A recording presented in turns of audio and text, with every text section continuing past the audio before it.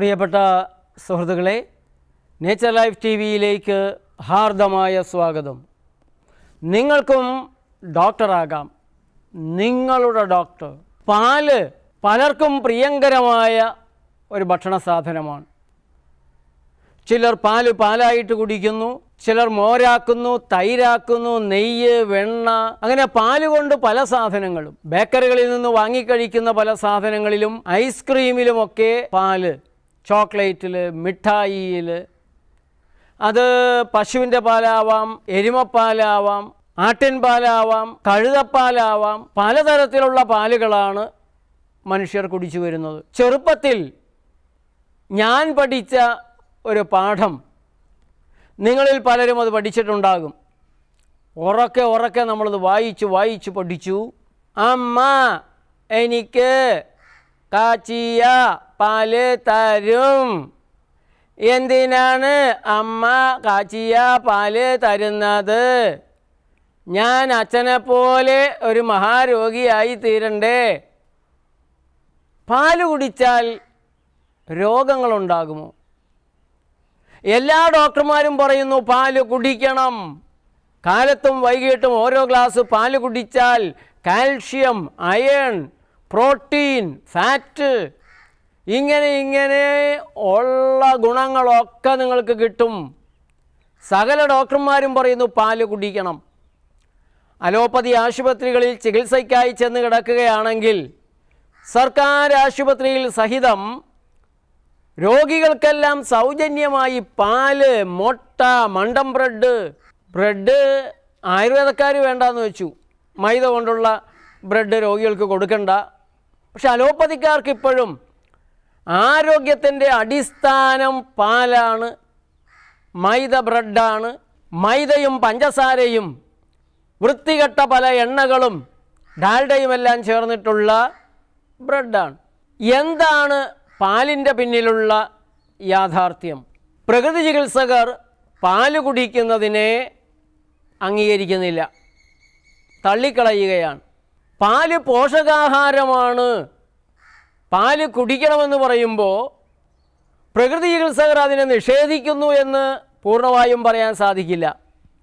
ഞാൻ പാല് കുടിക്കണം എന്ന് തന്നെയുള്ള അഭിപ്രായക്കാരനാണ്.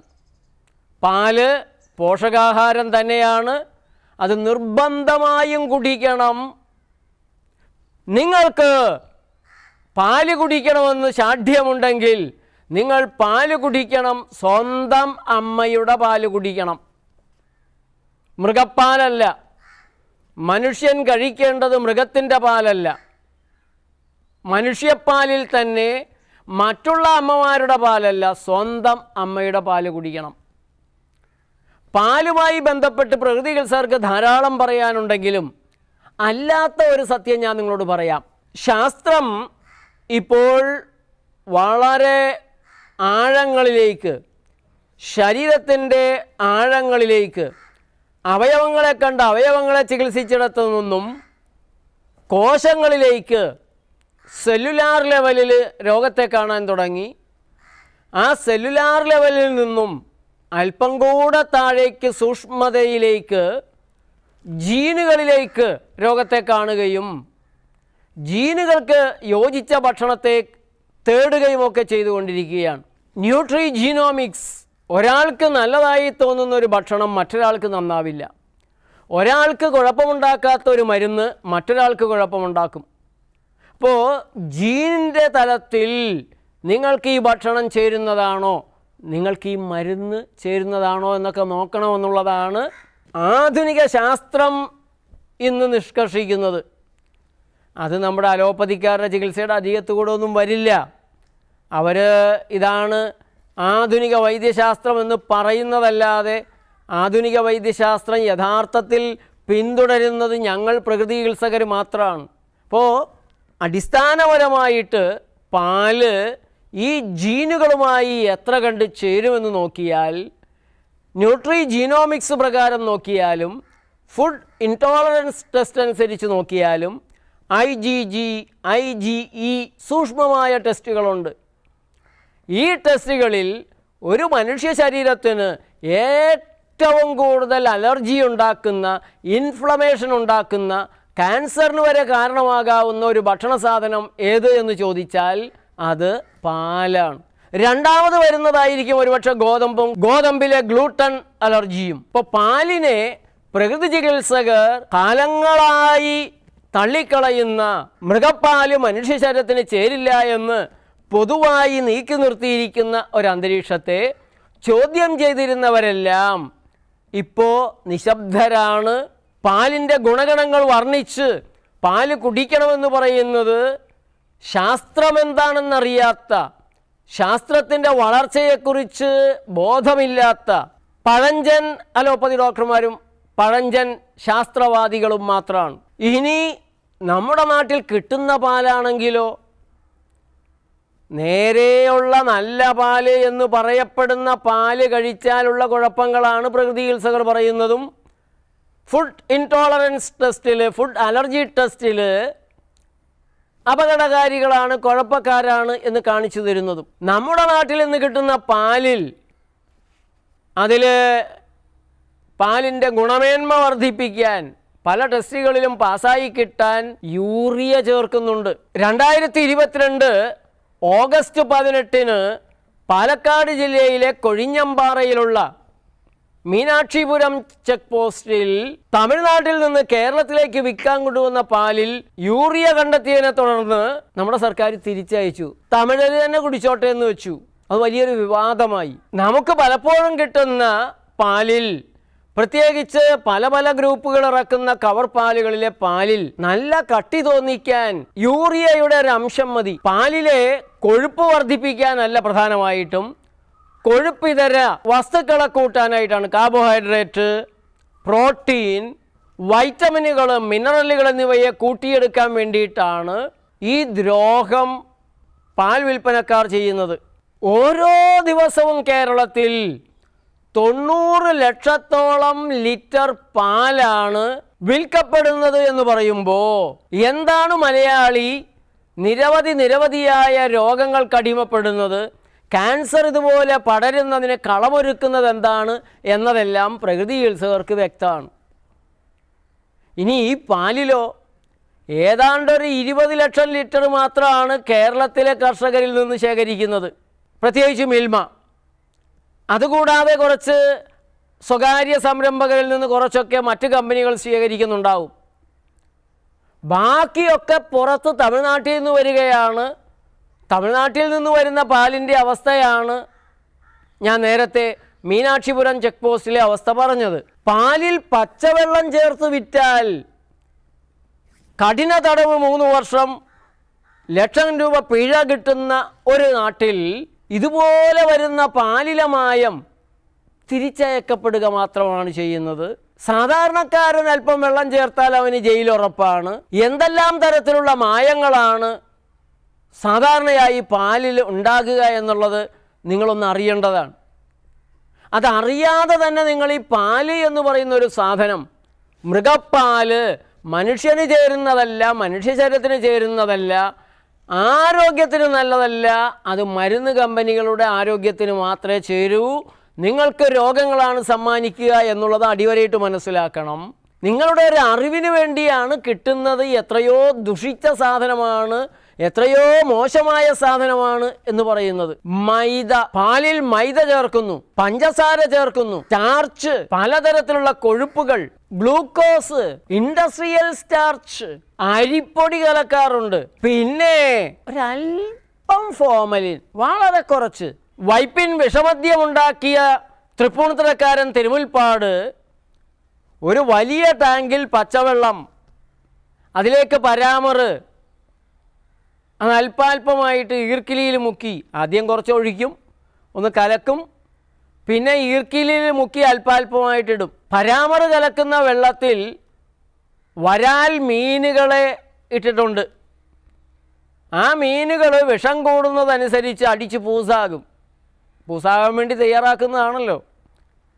ഒടുവിൽ ഈ മത്സ്യങ്ങൾ ചാവും. മത്സ്യങ്ങൾ ചാകുന്ന സമയത്ത് പരാമറ് മുക്കുന്നത് അവസാനിപ്പിക്കും.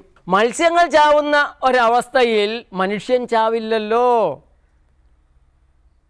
പക്ഷേ അടിച്ച് പൂസായിരുന്നവനാണ് പരാമറ് മുക്കിക്കൊണ്ടിരുന്നത് എന്നതുകൊണ്ട് വരാല് ചത്തത് അറിഞ്ഞില്ല. കുറേ കൂടി അങ്ങോട്ട് കടുപ്പം വരട്ടെ എന്ന് കരുതിയിട്ടും ആയിരിക്കാം. സ്ട്രോങ് ആകണമല്ലോ.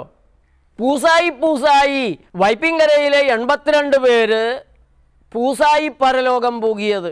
അതുപോലെ തന്നെ ഫോർമലിൻ ഒഴിച്ച പാല് അത് പെട്ടെന്ന് കേടാകത്തില്ല, കൂടുതൽ ദിവസങ്ങൾ സൂക്ഷിക്കാൻ സാധിക്കും. ആ പാല് കുടിക്കുന്നവരെയും തീർച്ചയായും കൂടുതൽ കാലം സൂക്ഷിക്കാൻ നമുക്ക് സാധിക്കും.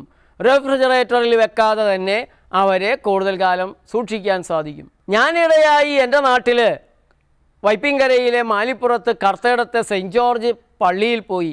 എൻ്റെ അപ്പച്ചൻ്റെയും അമ്മയുടെയും അമ്മൂമ്മയുടെയും ജോൺ ബർക്കുമൻ്റെയും എല്ലാം ശവകുടീരം അവിടെയാണ്. അപ്പോൾ അവിടെ പുതിയ നിയമങ്ങൾ വന്നിരിക്കുന്നു. കല്ലറകളെല്ലാം പണിത് സെമിത്തേരി ഭംഗിയാക്കിയിട്ടുണ്ട്. കണ്ടാൽ സുന്ദരമായിരിക്കുന്നത് കൊണ്ട് ആര് കണ്ടാലും ഒന്ന് മരിക്കാൻ തോന്നുന്ന രീതിയിൽ സെമിത്തേരി ഇപ്പോൾ ഒരു പൂങ്കാവനം പോലെ, പൂന്തോട്ടം പോലെ ആക്കിയിട്ടുണ്ട്. ഇപ്പോൾ പെട്ടിയിലിപ്പോൾ അടക്കാൻ പാടില്ല. ശവപ്പെട്ടി എന്നുള്ളത് മരണത്തിൻ്റെ, ഇന്ന് ഞാൻ നാളെ നീ എഴുതി വെക്കുന്ന, ജീവിച്ചിരിക്കുന്നവരുടെ ഉള്ളിൽ ആവലാതി അങ്കലാപ്പുണ്ടാക്കുന്ന ഒന്നായിരുന്നു. അപ്പോൾ ശവപ്പെട്ടി കർത്തടം പള്ളി പാടില്ല. പകരം ഒരു പ്രത്യേക സ്റ്റീലിൻ്റെ പെട്ടി പള്ളി തന്നെ കൊണ്ടുവരും. അതിൽ വെച്ചിട്ട് തുറന്ന് അങ്ങ് നേരെ മണ്ണിലേക്ക് കിടത്തുകയാണ്. അതിന് കാരണം പറഞ്ഞത് പല ശരീരങ്ങളും ഈ പെട്ടിക്കകത്ത് വെച്ചിട്ട് അഴുകുന്നില്ല, ചെയ്യുന്നില്ല. വർഷങ്ങൾ കഴിഞ്ഞ് തുറന്നാലും അവരങ്ങനെ തന്നെ കിടക്കുകയാണ്. ഈ പാല് കുടിച്ചിട്ടായിരിക്കാം. ഇനി സ്റ്റീലിൻ്റെ ശവപ്പെട്ടിയിൽ കൊണ്ടുപോയി അതിൽ നിന്ന് ആളെ നേരെ മണ്ണിലേക്ക് കിടത്തിയാലും ഈ പാല് കുടിച്ചവർ ചെയ്യുമോ എന്ന് എനിക്ക് സംശയമാണ്. മണ്ണോട് മണ്ണായിത്തീരണമെങ്കിൽ ബാക്ടീരിയകൾക്ക് പ്രവർത്തിക്കാൻ സാധിക്കണം. അത് മനുഷ്യ ശരീരത്തിൽ മാത്രമല്ല, ഈ പ്രപഞ്ചത്തിലുള്ള രൂപം മാറേണ്ട, പ്രപഞ്ചത്തിന് രൂപം മാറ്റിയെടുക്കേണ്ട എല്ലാറ്റിലും ആ ജോലി നിർവഹിക്കേണ്ടത് ബാക്ടീരിയകളാണ്. പക്ഷെ ഫോർമലിൻ പോലുള്ള ചില കെമിക്കലുകൾ അത് അസാധ്യമാക്കും. അപ്പോൾ പാലിൽ ഫോർമലിൻ ചേർക്കുന്നത് വ്യാപകമാണ്.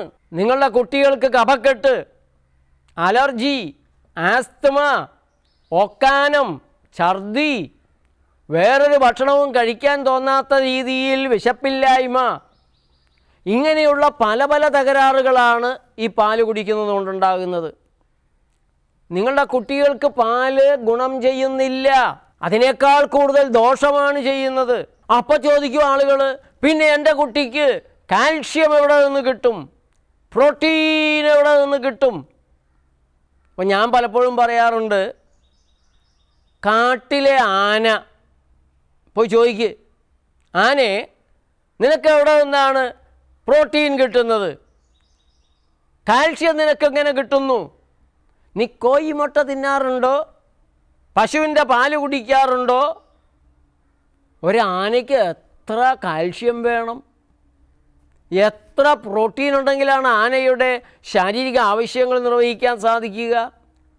വെറുതെ കാട്ടിലെ മരക്കൊമ്പുകൾ ഒടിച്ച് പിടിച്ച് കടിച്ച് ഇതൊക്കെ കിട്ടുമെങ്കിൽ സസ്യാഹാരത്തിലൂടെ, പഴങ്ങളിലൂടെ, പച്ചക്കറികളിലൂടെ, അണ്ടിപ്പരിപ്പ് വർഗ്ഗങ്ങളിലൂടെ, മുളപ്പിച്ച കപ്പലണ്ടി, മുളപ്പിച്ച ചെറുപയർ, മുളപ്പിച്ച എള്ള്, വെള്ളത്തിലിട്ട് കുതിർത്തിയ ബദാം, അല്പമായി കശുവണ്ടിപ്പരിപ്പ്.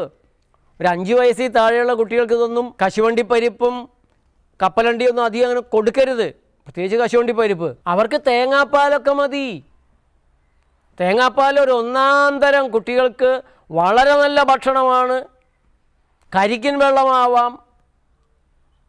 നിങ്ങളൊരു കാര്യം മനസ്സിലാക്കേണ്ടത്, ഓരോ ജീവിയുടെയും ശരീരത്തിൻ്റെ പ്രത്യേകതകൾ, ആ ജീവിക്കാവശ്യമുള്ളത് വെയിൽ, നല്ല വായു, പച്ചവെള്ളം, നന്നായി കാൽഷ്യം ഉണ്ട് പച്ചവെള്ളത്തിൽ.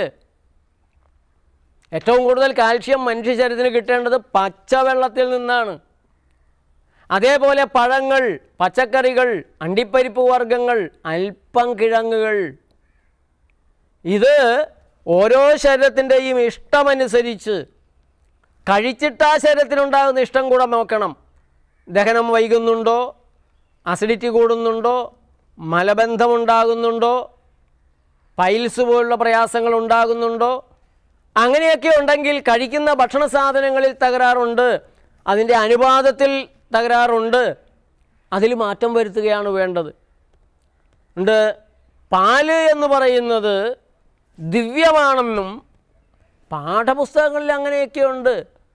അമ്മ എനിക്ക് കാച്ചിയ പാല് തരും, ഇതൊക്കെ നമ്മൾ വായിച്ച് പഠിച്ചിട്ടുണ്ട്. അമ്മ എനിക്ക് കാച്ചിയ പാല് തരുന്നില്ല കാരണം എനിക്ക് കഫക്കെട്ടുണ്ട് എന്ന് എഴുതി വെച്ചാൽ മാർക്ക് കിട്ടില്ല. അപ്പോൾ അതുകൊണ്ട് അതൊക്കെ നമ്മൾ പഠിച്ചിട്ടുണ്ട്. അതൊക്കെ പരീക്ഷ കഴിയുമ്പോൾ ഛർദ്ദിച്ച് കളയേണ്ട, ചവറ്റുകൊട്ടയിലിടേണ്ട അറിവുകളാണ്. മരുന്ന് ലോബിക്ക് വേണ്ടി മരുന്ന് ലോബികളുടെ വിദഗ്ധന്മാർ തയ്യാറാക്കിയ വിദഗ്ധമായ പാഠ്യഭാഗങ്ങളാണ്. പരീക്ഷയ്ക്ക് വേണ്ടി പഠിക്കുക, അത് കഴിഞ്ഞാൽ മറന്നേക്കുക, ചവിട്ടി എറിഞ്ഞ് കളയുക. എൻ്റെ മകൻ ജീവൻ, അവന് 4ാം ക്ലാസ്സിൽ പഠിക്കുമ്പോൾ ടീച്ചർ ഒരു പ്രശ്നോത്തരി കൊടുത്തു. ജീവൻ, ഈ കളർ ബോർഡിൽ നിന്ന് എഡിബിളായിട്ടുള്ള 4 ഭക്ഷണ സാധനങ്ങൾ ടിക്ക് ചെയ്ത് കൊണ്ടുവരിക. എല്ലാ കുട്ടികളും കൊടുത്തു, ജീവനും കൊടുത്തു. ജീവൻ ടിക്ക് ചെയ്തിരിക്കുന്നത് 3 മാത്രമാണ്, ബാക്കി എല്ലാ കുട്ടികളും 4 ടിക്ക് ചെയ്തിരിക്കുന്നു. ജീവൻ 3 മാത്രമേ ടിക്ക് ചെയ്തിട്ടുള്ളൂ, 4ാമത്തത് ടിക്ക് ചെയ്തിട്ടില്ല. 4ാമത്തത് കണ്ടുപിടിക്ക്. ജീവൻ തലകുത്തിയെന്ന് നോക്കി, ഇല്ല ടീച്ചറെ, ഇതിൽ എഡിബിളായിട്ടുള്ളത് 3 ഉള്ളൂ. No Jeevan, there are 4. No teacher, only 3. ടീച്ചർക്ക് ദേഷ്യം വന്നു, ടീച്ചർ മടുത്തു, ജീവനെ വിളിച്ചു. ലുക്ക്, ഇതിൽ ബിസ്ക്കറ്റ് എഡിബിളാണ്. ജീവൻ പറഞ്ഞു, ടീച്ചറെ ബിസ്ക്കറ്റ് എഡിബിൾ അല്ല, തിന്നാൻ പാടില്ല. അപ്പോൾ പാഠപുസ്തകത്തിൽ വല്ലതും ഉണ്ടാകും. പരീക്ഷയ്ക്ക് ബിസ്ക്കറ്റ് കൂടെ എഡിബിളാണെന്ന് ജീവൻ എഴുതിയേ പറ്റൂ, അല്ലെങ്കിൽ ആ മാർക്ക് വേണ്ടാത്ത തന്നെ പറയാനാണ് ഞാനും പറയുന്നത്. മേലിൽ ഇങ്ങനെയുള്ള ചോദ്യങ്ങൾ ടീച്ചർമാർ ചോദിക്കരുത്. ഇപ്പോൾ നിങ്ങളുടെ കുട്ടിയുടെ അല്ലെങ്കിൽ നിങ്ങളുടെ തന്നെ, ഞാൻ നേരത്തെ പറഞ്ഞ ഫുഡ് ഇൻടോളറൻസ് ടെസ്റ്റ്, IgG ടെസ്റ്റുകളെല്ലാം പാല് അപകടകാരിയാണ് എന്ന് കാണിച്ചു തരുന്നത് കുഞ്ഞുങ്ങളിലല്ല. എൻ്റെ മുന്നിൽ ഈ ടെസ്റ്റുകളുമായിട്ട് വരുന്ന, അല്ലെങ്കിൽ പ്രകൃതി രീതി ചെയ്ത് എന്നിട്ടും മാറാത്ത പ്രശ്നങ്ങളുള്ളപ്പോൾ ചില ആളുകളെ ഞാൻ ഈ ടെസ്റ്റുകൾക്ക് അയക്കും. ആ ആളുകളിൽ ഏറ്റവും കൂടുതൽ അലർജി കാണിച്ചു തരുന്നത് പാലാണ്. അതും വളരെ വൃത്തിയായി നേരിട്ട് തന്നെ പാല് വാങ്ങിക്കഴിക്കുന്ന ആ രീതിയിലുള്ള ആളുകൾക്ക് പോലും പാല് അലർജിക്കാണെന്ന് പറയുമ്പോൾ, ഈ പാഷാണ പ്ലാസ്റ്റിക്കിൻ്റെ കൂടുകളിൽ വരുന്ന, ഒന്ന് ആലോചിച്ച് നോക്ക്, പ്ലാസ്റ്റിക്കിലൊന്നും പാലെടുക്കാൻ പാടില്ല. അതുകൊണ്ട് പ്രകൃതി തരുന്ന പച്ചവെള്ളവും കരിക്കൻ വെള്ളവും ഫ്രൂട്ട് ജ്യൂസും വെജിറ്റബിൾ ജ്യൂസും ഒക്കെ മതി. കപ്പലണ്ടിയും കശുവണ്ടിപ്പരിപ്പും ബദാമും അതിലേതാണോ നിങ്ങളുടെ ശരീരത്തിന് ചേരുന്നതെന്ന് കണ്ടുപിടിക്കണം. എല്ലാ അണ്ടിപ്പരിപ്പ് വർഗ്ഗങ്ങളും എല്ലാവർക്കും ചേരില്ല, അതോ അധികം കഴിക്കാനും പാടില്ല. അതൊരു ലിമിറ്റ് വെച്ച്, അങ്ങനെയാണെങ്കിൽ നിങ്ങൾക്ക് നിങ്ങളുടെ ആരോഗ്യത്തെ കൂടുതൽ അഭിവൃദ്ധിപ്പെടുത്താൻ സാധിക്കും. നിങ്ങൾക്കുണ്ടാകുന്ന കഫക്കെട്ട്, അലർജി വെറുതെ ചായയിലെ പാലിൻ്റെ അംശം മതി കേട്ടോ. പാലെന്ന് പറയുമ്പോൾ പാലായിട്ട് തന്നെ കുടിക്കുന്നതിനെ കുറിച്ചല്ല. നിങ്ങൾ ചായ കുടിക്കുമ്പോൾ അതിൽ ചേർന്നിട്ടുള്ള ചെറിയൊരളവ് പാലും നിങ്ങൾക്ക് ഗ്യാസ് ട്രബിളും വയറിന് കമ്പനവും മലബന്ധവും പലതരത്തിലുള്ള കഫക്കെട്ട്, കഫജന്യമായ രോഗങ്ങൾ ഉണ്ടാക്കുന്നുണ്ട്. അതേപോലെ നിങ്ങൾ കഴിക്കുന്ന ചോക്ലേറ്റിലെ, ഐസ്ക്രീമിലെ, ബേക്കറി സാധനങ്ങളിലെ പാലിൻ്റെ അംശം മതി കുഴപ്പങ്ങൾ ഉണ്ടാക്കാൻ. നിങ്ങൾ കറിയിൽ ചേർക്കുന്നുണ്ടെങ്കിൽ, മോര് ചേർക്കുന്നുണ്ടെങ്കിൽ, തൈര് ചേർത്ത് കറികൾ ഉണ്ടാക്കുന്നുണ്ടെങ്കിൽ അവ നിങ്ങൾക്ക് പണി തരും. അതുകൊണ്ട് പാവം മൃഗങ്ങളെ വെറുതെ വിടുക. പശുവിൻ്റെ പാല് പശുവിൻ്റെ കുട്ടിക്കുള്ളതാണ്. ആടിൻ്റെ പാല് കുടിച്ചു വളരുന്ന കുട്ടി ആട്ടിൻകുട്ടി, പശുവിൻ്റെ പാല് കുടിച്ചു വളരുന്ന കുട്ടി പശുക്കുട്ടി, പുലിയുടെ പാല് കുടിച്ചു വളരുന്ന കുട്ടി പുലിക്കുട്ടി, പൂച്ചയുടെ പാല് കുടിച്ചു വളരുന്ന കുട്ടി പൂച്ചക്കുട്ടി, മനുഷ്യൻ്റെ പാല് കുടിച്ചു വളരുന്ന കുട്ടി മനുഷ്യക്കുട്ടി. മനുഷ്യൻ പോയി പശുവിൻ്റെ പാല് കുടിച്ചാൽ ആ മനുഷ്യൻ ഉണ്ട്. പാലും പാലുൽപ്പന്നങ്ങളും ആഹാരത്തിൽ നിന്നൊന്നും മാറ്റി നോക്കുക. ഞാനീ പറഞ്ഞ കാര്യങ്ങൾ ശരിയാണെങ്കിൽ നിങ്ങളുടെ ആഹാരത്തിൽ നിന്നത് പൂർണ്ണമായി ഒഴിവാക്കിയാൽ നിങ്ങളുടെ പല പ്രയാസങ്ങളും അതോടെ മാറിക്കിട്ടും. കഴിയുന്നത്ര വളരെയേറെ പ്രാധാന്യമുള്ള നിരവധി ജീവിതങ്ങളെ രക്ഷിക്കാൻ സഹായിക്കാൻ ഉപകാരപ്രദമായിട്ടുള്ള ഈ വിവരം ഷെയർ ചെയ്യണം. നേച്ചർ ലൈഫ് TV സബ്സ്ക്രൈബ് ചെയ്യാത്തവർ ഇപ്പോൾ തന്നെ ഒന്ന് സബ്സ്ക്രൈബ് ചെയ്യണം. ബെൽ ബട്ടൺ കൂടെ അമർത്തണം. നിങ്ങളുടെ അഭിപ്രായങ്ങൾ, നിങ്ങളുടെ അനുഭവങ്ങൾ, നിങ്ങൾക്ക് ഇത്തരത്തിലുള്ളൊരു അനുഭവം ഉണ്ടായിട്ടുണ്ടോ? പാല് കുടിച്ച് അത് നിർത്തിക്കഴിഞ്ഞപ്പോൾ എന്താ തോന്നിയത്? ഇനിയാണെങ്കിലും നിങ്ങളൊന്ന് നിർത്തി നോക്കിയിട്ട് നിങ്ങൾക്ക് എന്താണ് വ്യത്യാസമുള്ളത് ഒരു 3 മാസം നോക്കുക, അനുഭവം എഴുതണം. നേച്ചർ ലൈഫ് TVയോടൊപ്പം ഹീലിംഗ് ഫുഡ്സ് TVയും നേച്ചർ ലൈഫ് കുട്ടി TVയും ഗാന്ധി പീസ് TVയും കൂടെ ഒന്ന് സബ്സ്ക്രൈബ് ചെയ്യണം. നമസ്കാരം.